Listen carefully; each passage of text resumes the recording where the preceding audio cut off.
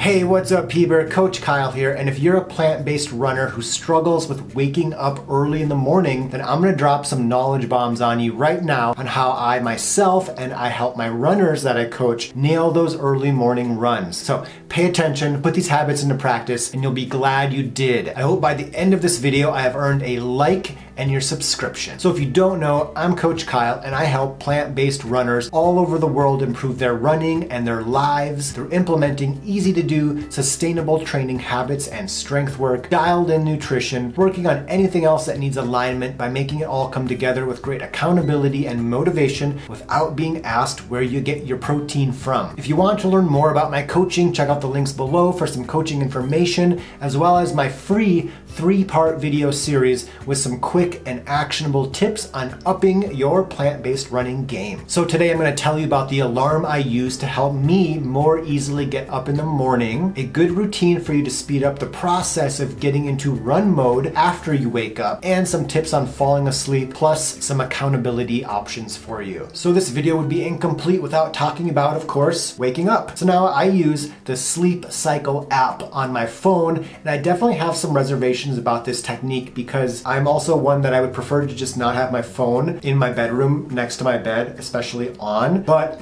I think it's the best way to wake up in the morning so far. And how it works is I turn the application on before I go to bed. It has to be plugged in, has to be on, and it uses the microphone to hopefully not record my deepest, darkest secrets, but to simply use the sound to detect my movement when I'm sleeping. So if I set my alarm for 5:30, there's a 5 to 5:30 wake up window where if the phone detects me moving, it knows that I'm almost awake because I'm switching positions or something, and then it vibrates. Or you can set it for alarm to go off to wake you up when you're in that almost awake mode, for example. And sometimes I will just barely wake up enough to be able to think consciously, and I'll think, oh, I don't really want to get up, so I'll try to not move, but the phone usually catches me moving and it usually gets me up. It's really fantastic because you're in that almost awake state and then your alarm goes off. It's perfect timing. Mel Robbins is also somebody that I think about many mornings, and that's kind of weird,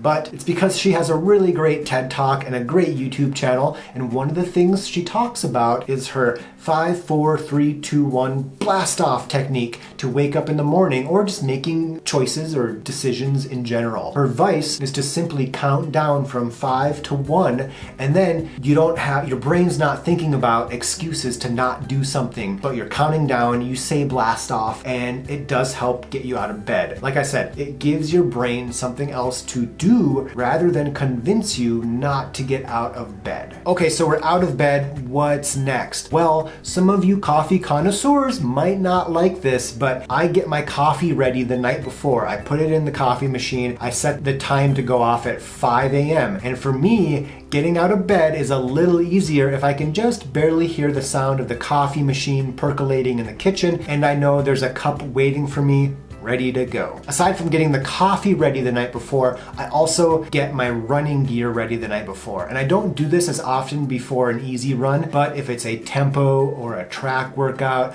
or especially a long run, I'll lay out all my gear the evening before and have it ready to go in the kitchen. This is my shoes, my socks, my handheld or hydration vest. Everything is as ready to go as possible. I'll occasionally even text my runners that I coach, reminding them to do this the evening before a big workout, especially if it's somebody who has had some trouble in the past getting ready, getting up for those morning runs. And that leads into another part of getting up in the morning successfully, and that's a method of accountability. I think the best option here is to have a commitment to a running buddy that you'll be joining for your morning run. Unless there's a lightning storm or you're ill, chances are that if you have 1 or 2 people you meet with every Tuesday and Thursday, you're not gonna wanna miss out on them. You don't want leaving your running buddy hanging, standing on the corner looking like they're lost when in fact they're just looking for you. If a running buddy isn't quite in the cards for you, but you're sick of missing those morning runs because you don't have enough time over lunch or you're too tired in the evening, then hiring me as your coach often does the trick. One of my favorite stories a runner told me is that they got ready for their run that they didn't really feel like doing. They stood on the front step trying to think of an excuse to give to Coach Kyle for not running. They couldn't think of a good excuse to give me, so they went and ran, and they're glad glad they did, but they said they definitely wouldn't have done it without knowing that I was gonna ask them, well, why didn't you go run? And of course they were glad they did once they got going. If this sounds helpful to you, go to my website, get a hold of me, and let's chat. Don't talk yourself out of it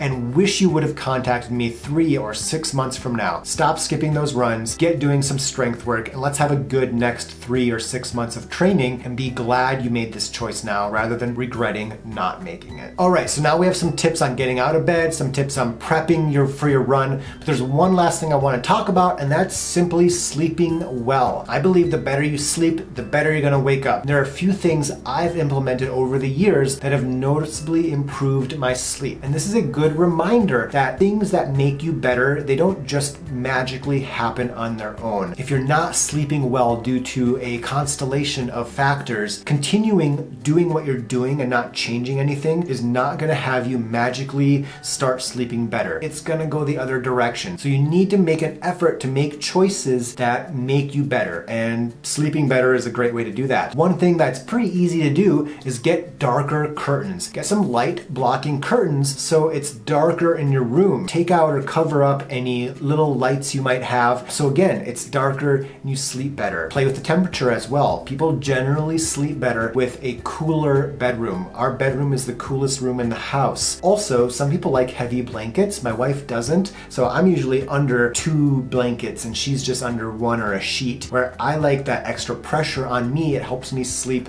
better. If I'm having trouble falling asleep, I have a few things I do. Sometimes I'll listen to a Michael Seeley sleep hypnosis or meditation from YouTube, or a couple other options I do more often are 2 techniques, and they're little hypnosis ways to fall asleep. Now, if you Google the TED Talk from Jim Donovan, it's a tapping rhythm technique he has that was a noticeable improvement in how I fall asleep. Also, sometimes, and most commonly, I'll just count breaths. I'll breathe very slowly, count my breaths, and it's rare I get to 20 and I'm usually out. So like I said, this improvement doesn't just magically happen. You need to be mindful, spend some time and some energy implementing these ideas, but they almost always become habitual and they're almost always worth it. I hope you found this all helpful, and if there are any other questions you have or suggestions you have for fellow viewers, drop them in the comments below. Help each other out. I enjoy reading little tips and questions that you guys have, and thanks for watching. Have a good night's sleep tonight.